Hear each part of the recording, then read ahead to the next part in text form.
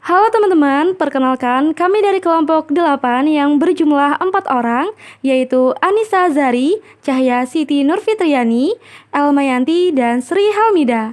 Dosen pengampu, Ginia Anastasia Muhtar, SSI, MSI. Nah, kali ini kami ingin membahas tentang gempa bumi. Kira-kira kalian tahu nggak sih apa yang dimaksud dengan gempa bumi? Jadi, gempa bumi adalah getaran atau guncangan yang terjadi di permukaan bumi akibat pelepasan energi dari bawah permukaan secara tiba-tiba yang menciptakan gelombang seismik.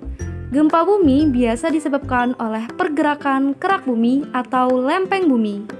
Dan kira-kira apa ya penyebab terjadinya gempa?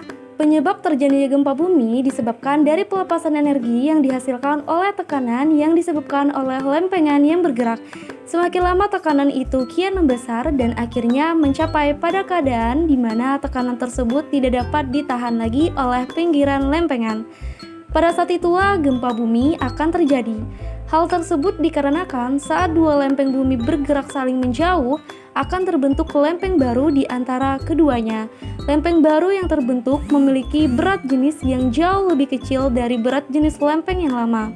Lempeng yang baru terbentuk tersebut akan mendapatkan tekanan yang besar dari dua lempeng lama sehingga akan bergerak ke bawah dan menimbulkan pelepasan energi yang juga sangat besar.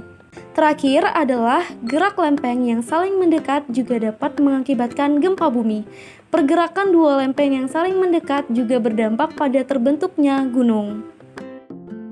Selanjutnya, kita akan membahas tentang efek Buddy wave dan surface wave. Pertama, Buddy wave atau biasa disebut juga dengan gelombang badan adalah gelombang yang menjalar melalui bagian dalam permukaan bumi dan bisa disebut free wave karena dapat menjalar ke segala arah di dalam bumi. Gelombang ini dibedakan menjadi dua, yaitu gelombang primer dan gelombang sekunder. Yang kedua, surface wave atau biasa disebut juga dengan gelombang permukaan, merupakan salah satu gelombang seismik selain gelombang badan. Gelombang ini ada pada batas permukaan medium. Jenis dari gelombang permukaan ada dua, yaitu gelombang Rayleigh wave dan gelombang Love wave.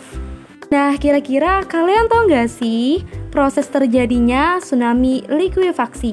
Proses terjadinya tsunami adalah berawal dari gerakan vertikal pada lempeng yang berupa patahan atau sesar. Patahan ini menyebabkan dasar laut atau naik turun secara tiba-tiba. Dalam fase ini dinamakan gempa bumi. Likuifaksi itu lebih kepada larutnya suatu benda padat ke benda cair. Terkait sama gempa bumi ini, daratan di bawahnya ada air tanah. Begitu ada getaran, barang-barang padat di atas itu akan melarut, teraduk akibatnya getaran. Jadi, melarut dengan air tanah di bawahnya, peristiwa itu hanya terjadi pada wilayah yang struktur bagian bawahnya terdapat material sedimen lunak.